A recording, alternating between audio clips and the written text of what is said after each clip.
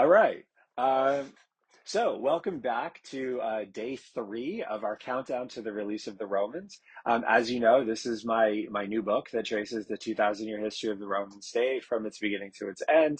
And in sort of marking the release of the book, we're doing a sort of promotion where anyone who, if you're watching this video before October 7th of 2025, if you enter this promo code Romans20 at basicbooks.com, you can get 20% off the price of the book. And so to mark the beginning of the release, we're doing 10 Roman facts in 10 days. These are 10 facts that have come out in the context of my work on this project. And these are things that I think are actually kind of interesting to me, and I think they're worth sharing as we mark the lead up to the book. So this is fact number 3. In the early 100s, as much as one-third of the world's entire population lived in territory under Roman control. So we have to explain kind of where this comes from. There's probably around 80 million people living in the Roman Empire around the year 100. Now, we don't know this for sure, but the Roman state probably had a pretty good idea of its total population because the Roman state did take regular censuses.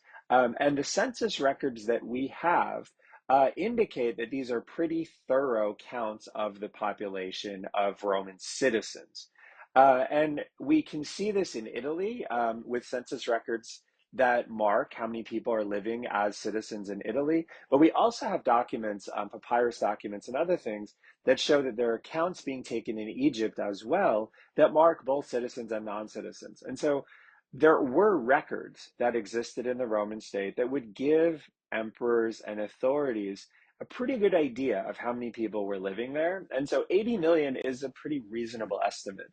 So when we're talking about these census numbers, these are just some census records from the later Republic and early Empire. And so we can see the growth of the population. These are, again, counts of Roman citizens.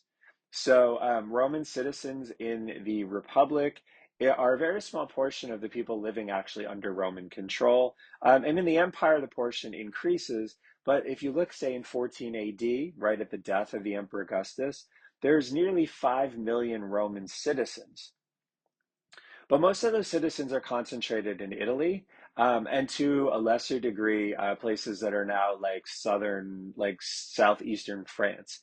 So most of the people living in the Roman state in 14 AD are not citizens. So this 5 million figure, it gives you a sense of it gives you a sense of basically the population of Italy and surrounding territories. And then with the Egyptian numbers, this allows us to estimate that probably the 80 million people figure is more or less correct.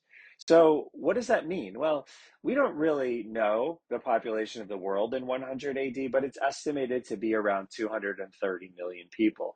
So if we accept this number of 80 million Roman citizens, that means that basically one-third of every person alive in the world in the year 100 AD lived under Roman control, either as a citizen or as a subject of Roman authority.